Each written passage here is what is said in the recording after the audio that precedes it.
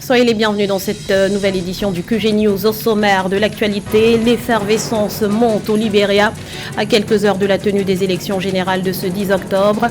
Principal enjeu, la paix dans un pays traumatisé par une décennie de guerre civile, mais aussi l'économie dans un contexte défavorable marqué par une inflation à 7,8%. Le monde de la finance a les yeux braqués sur Marrakech ce 9 octobre. La ville ocre accueille dès ce lundi les assemblées annuelles du FMI et de la Banque mondiale. Près de 11 000 participants y sont attendus. Et puis Primeiro de Agosto confirme sa suprématie sur le handball féminin. Le club angolais a été sacré pour la 8e fois consécutive au championnat d'Afrique des clubs champions. Les détails à suivre dans ce journal. Mais tout d'abord, des ressortissants israéliens cibles d'une attaque en Égypte. Un policier égyptien a ouvert le feu ce dimanche sur un groupe de touristes israéliens à Alexandrie, dans le nord du pays. Bilan, 3 morts et 1 blessé. Cette attaque survient alors que des affrontements entre l'armée israélienne et les factions palestiniennes dans la bande de Gaza se poursuivent. Le ministère égyptien des Affaires étrangères dit œuvrer au rapatriement du reste du groupe de touristes, rappelant que l'Égypte a été le premier pays arabe à normaliser ses relations avec Israël, une normalisation qui demeure largement rejetée par une partie de la population égyptienne. Le délai est écoulé en République démocratique du Congo. La Commission électorale nationale indépendante a clôturé ce dimanche l'enregistrement des candidatures pour la présidentielle du 20 décembre 2023. Au total, une vingtaine de dossiers a été enregistré, dont celui du président Félix Tshisekedi. Selon la loi électorale, la CENI a désormais 15 jours pour publier sa liste provisoire et l'envoyer à la Cour constitutionnelle qui, elle, aura également 15 jours pour valider la légalité des candidatures. La liste définitive devrait donc être dévoilée au plus tard le 8 novembre 2023. Le compte à rebours est enclenché au Libéria. Les électeurs sont appelés aux urnes ce 10 octobre pour des élections présidentielles et législatives. Les enjeux économiques étaient au cœur de la campagne électorale qui a pris fin ce dimanche à minuit. Et pour cause, le prochain chef de l'État aura la lourde tâche de redynamiser le tissu économique dans un pays où la croissance du PIB est passée de 5% en 2021 à 4% en 2022. On fait le point tout de suite avec Cheikh Omar Kamara. Le 10 octobre 2023, les Libériens éliront un nouveau chef de l'État. Et l'un des défis majeurs du prochain exécutif portera sur la diversification de l'économie du Libéria, l'un des pays les moins avancés d'Afrique avec un PIB par habitant estimé à 1 788 $. Dépendante de l'exportation des matières premières telles que le minerai de fer, le caoutchouc et le bois, l'économie du Libéria s'est contractée de 3% en 2020 en raison de la pandémie. Le PIB est revenu à 5% en 2021 et à 4,8% en 2022. Pour stimuler la croissance, les experts recommandent la diversification économique. Le président Ouattara n'a pas été un président qui a réformé le pays. Le Libéria est resté dans sa situation de pauvreté plus ou moins la même que celle dont il a hérité. Et j'espère beaucoup que le prochain président qui va venir trouvera aujourd'hui la plateforme nécessaire pour être en mesure d'innover et de rénover, être en mesure de planter de manière viable une économie puissante au cœur d'un pays qui a beaucoup souffert. En plus des enjeux économiques, le prochain président devra faire face à des défis de développement majeurs. Il s'agit notamment de la modernisation des infrastructures routières et énergétiques. L'amélioration de l'accès à l'eau devrait également permettre de stimuler le développement économique et améliorer la qualité de vie des populations. De plus, le pays doit s'attaquer aux problèmes de corruption et de mauvaise gouvernance qui entravent le progrès et découragent les investissements étrangers. Le problème de fond demeure quand même. Au niveau de la fiscalité, par exemple, il y a des problèmes parce que beaucoup d'entreprises minières sont exonérées. Et donc, l'endettement devient de facto quand même un moyen quand même de se rattraper. Mais quand on regarde le budget, on se rend compte qu'effectivement, les investissements ne sont pas nombreux. Il n'y a pas vraiment suffisamment d'investissements, de production pour une organisation plus soutenue de la production locale. Le Libéria se maintient toutefois dans une situation socio-économique et humanitaire des plus précaires, avec une population de 5,2 millions d'habitants en 2022 sur une superficie de 101 370 km². Le Libéria se classe au 178e rang mondial sur 191 pays du classement 2021 de l'indice de développement humain IDH. C'est une première sur le sol africain depuis 50 ans. Les assemblées annuelles du groupe de la Banque mondiale et du Fonds monétaire international s'ouvrent ce 9 octobre à Marrakech au Maroc. Plus de 11 000 participants sont attendus dans la ville ocre qui pense encore ses plaies après le séisme qui a fait près de 3 000 morts le 8 septembre 2023. Le maintien de ce grand rendez-vous, malgré la conjoncture, témoigne selon certains observateurs de la confiance accordée au royaume par la communauté financière mondiale. Nos correspondants sur place reviennent sur les enjeux de cet événement.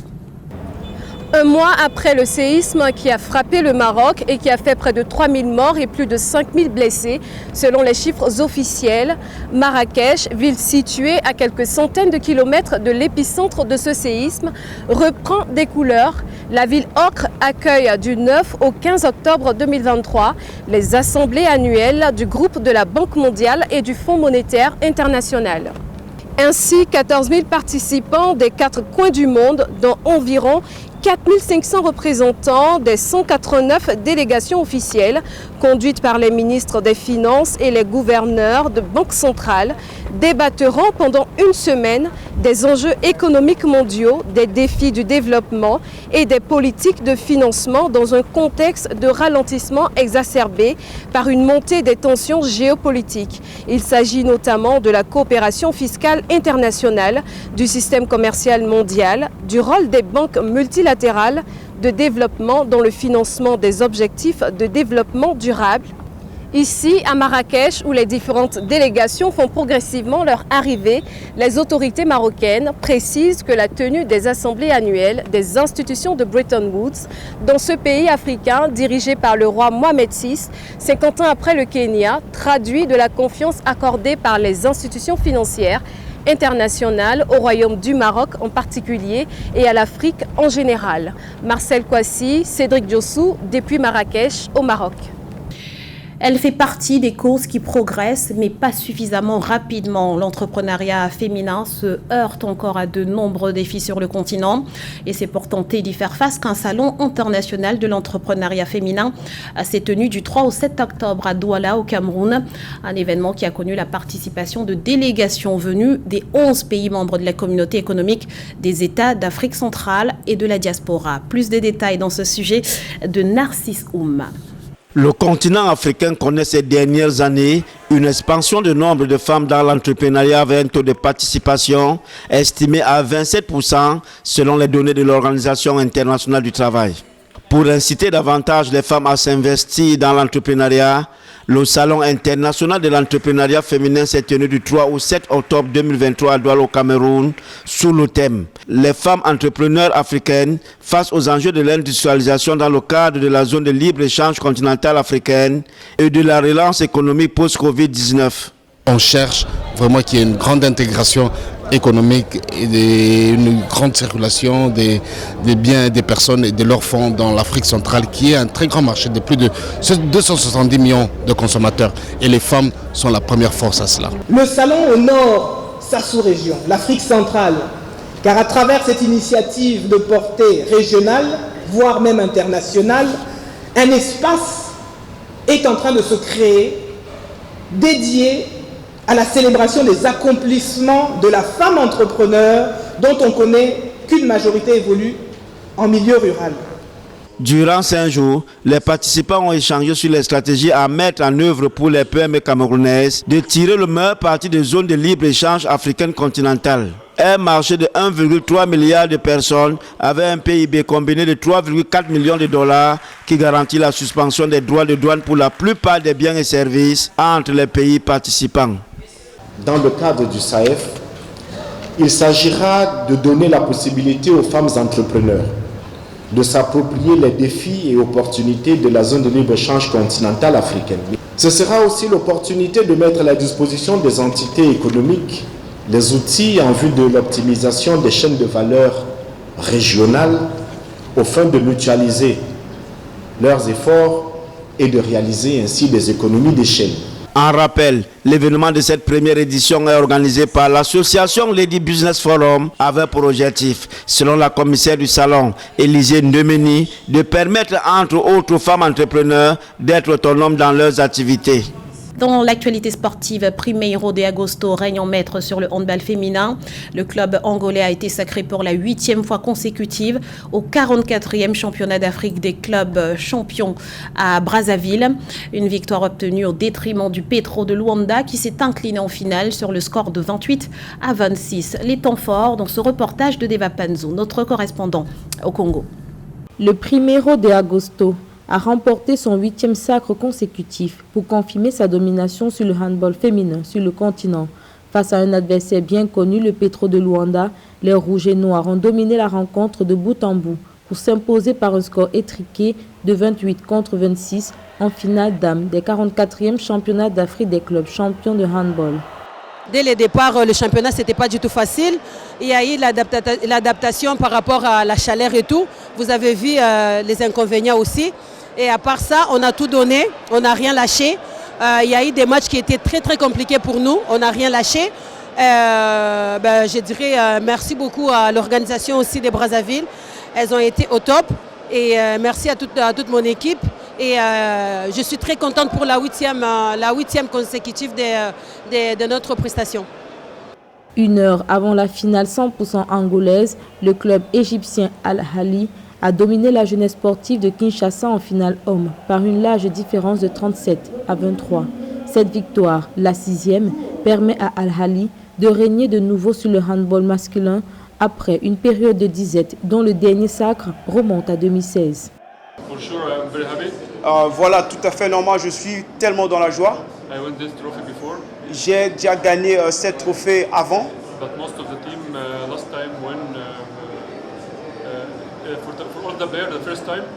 Mais pour le reste des joueurs, c'est pour leur toute première fois. Et également pour le coach. This title the club didn't win from 6 years ago, so it's a very good for us to start the season with this trophy. Et nous avons eu ce genre de trophée ou encore de titre il y a 6 ans passés. Donc du coup pour nous, c'est une belle expérience de commencer cette saison avec une victoire. Chez les dames, le club de la Direction générale de la sécurité présidentielle a obtenu la médaille de bronze. Celle-ci a été remportée par l'équipe congolaise de BMC, la Fédération congolaise de handball et le club de handball de la Direction générale de la sécurité présidentielle, sous la supervision de la Confédération africaine de handball, peuvent se féliciter de l'organisation des 44e championnats d'Afrique des clubs champions de handball. Dans le reste de l'actualité, il s'est lancé pour défi de monter sur le toit de l'Afrique et il l'a fait. Laurent Mendy a réussi le pari fou de gravir le Kilimandjaro haut de 5895 mètres. Il est avec nous sur ce plateau pour en parler. Bonjour et merci d'avoir accepté notre invitation. Bonjour. Alors, Monsieur Mendy, vous êtes entrepreneur de métier. Comment vous êtes venu l'idée de gravir le Kilimandjaro? Quelles étaient vos motivations? Le Kilimandjaro, c'est un rêve au départ. Ma première rencontre que j'ai faite avec lui, c'était dans le livre de géographie. Et ensuite, ce rêve s'est petit à petit gravé dans mon cœur. Et de fil en aiguille, quand j'ai entrepris de fonder Renewtech, une start-up innovante dans l'hydrogène, donc nous avions pour mission de fédérer les consommateurs autour de l'énergie de demain. Donc pour ce faire, nous nous sommes associés à une association qui s'appelle Au cœur du partage. Et donc, gravir le Kilimandjaro symbolise plusieurs choses. La première, c'est réagir face au changement climatique. La deuxième, soutenir Flora Africa pour la plantation de milliers d'arbres pour pallier à la déforestation. Et troisièmement, et bien évidemment, un défi personnel. Alors, une telle épreuve, au-delà du courage, nécessite d'avoir un mental fort et même une bonne condition physique. Comment vous êtes-vous préparé à gravir cette montagne? Alors il y a eu 3 plans de préparation. Le premier, c'est le plan physique, là où j'ai pu faire du renforcement musculaire. J'ai fait beaucoup de marches pour justement habituer mon corps à marcher 6 heures d'affilée sur plusieurs jours, voire sur plusieurs semaines. Ensuite, j'ai fait une préparation mentale où je me suis mis dans le contexte, où j'ai pu accepter l'adversité, car je savais que c'était quelque chose d'inconnu pour moi. Je n'ai jamais vécu l'altitude. Mais comment on se met dans le contexte sans être dans les conditions réelles? À travers des photos, je crois que c'est personnel, mais moi ce que je faisais, c'est que je mettais une photo sur mon téléphone portable du Kilimandjaro, du sommet du Kilimandjaro, je le mettais sur la porte de chez moi et puis je le mettais aussi au bureau. Et donc je pensais à lui chaque jour. Et dans quelles conditions s'est faite finalement cette ascension? Conditions climatiques, sécuritaires et même logistiques? Est-ce que vous étiez accompagné par exemple? Oui, nous étions accompagnés car depuis 1991, c'est interdit de faire l'ascension tout seul, car le danger est réel. Donc nous sommes partis avec plusieurs guides, ainsi que toute une équipe logistique, cuisiniers, porteurs, pour qu'ils puissent nous aider sur place, avec une équipe médicale aussi, pour qu'ils puissent vérifier notre santé physique et aussi notre santé mentale, car le mental joue un rôle primordial dans cette ascension. Et puis nous sommes grimpés en plusieurs étapes, donc ça a duré 7 jours, 5 jours pour monter et 2 jours pour descendre.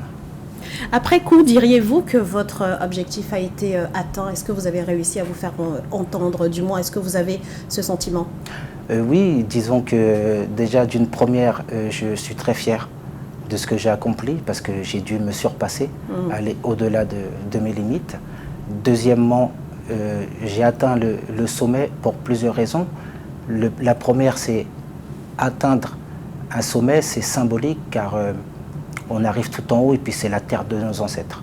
C'est la terre-mère, le berceau de l'humanité. Et je l'ai fait aussi pour un but associatif, mais pas que, parce qu'on œuvre beaucoup chez Renutech à l'environnement, à la préservation de l'environnement. Et j'ai pu constater de mes yeux les dégâts dévastateurs du changement climatique. Alors, vous dites qu'un de vos objectifs, c'est de faire en sorte que les consommateurs africains soient davantage impliqués dans la lutte contre le réchauffement climatique. Comment, selon vous, chacun peut aujourd'hui, à son niveau, participer ou bien apporter sa pierre à l'édifice? On peut commencer déjà à titre personnel de commencer déjà à trier les déchets. C'est déjà une bonne action. On peut ensuite aussi privilégier la marche, le vélo, plutôt que le véhicule.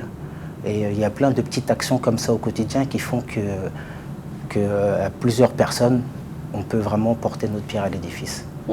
Et quelles sont selon vous les actions publiques à mettre en place, notamment en Afrique, sur le continent, pour faire face aux défis climatiques? Je pense qu'il faut mettre en place une politique et des lois réglementaires adaptées, car comme on a vu dans certains pays, les lois et les réglementations tendent plutôt vers l'extraction de minerais, parce que la déforestation aussi, ça passe aussi pour le côté agricole qui prend beaucoup de place pour justement la production d'huile de palme et la production de soja aussi. Donc on déforeste beaucoup à cet effet et ça c'est très très dévastateur. Je pense aussi qu'il faut une sensibilisation. Justement à ce propos, est-ce que vous pensez que les États africains sont suffisamment impliqués dans cette cause? Est-ce que vous pensez qu'elle est suffisamment prise au sérieux aujourd'hui sur le continent, même si des actes concrets peuvent tarder à se mettre en place? Je pense qu'on est sur la bonne voie. Il reste encore des efforts à faire, bien sûr. J'ai l'exemple d'un homme qui s'appelle Yakuba Savadogo.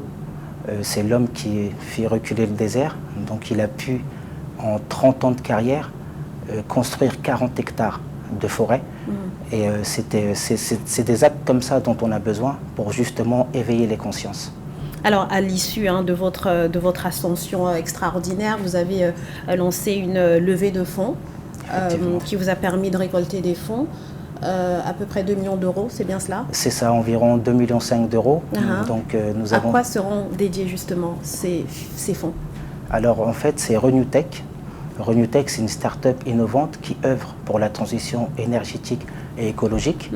Donc Renutech, c'est 36 personnes, une équipe pluridisciplinaire et complémentaire sur des sujets tels que l'énergie, telles que la science, telles que la recherche. Donc une première phase de levée de fonds de 450 000 € a été effectuée pour soutenir l'idée et pour aussi nos études de marché. Et la deuxième phase de 2 millions d'euros sert pour la recherche et le développement et aussi notre laboratoire de recherche avec lequel nous sommes en étroite collaboration. Merci infiniment, Monsieur Laurent Mendy, d'avoir répondu à nos questions. Je rappelle que vous êtes donc entrepreneur, donc le CEO de la société Renitech. Voilà, et que vous avez réussi le pari fou de gravir le Kilimandjaro. Merci d'avoir été avec nous sur ce plateau, et c'est ainsi que s'achève ce journal. Nous vous remercions pour votre fidélité. Restez sur Africa 24 dans quelques instants, une nouvelle édition de l'information.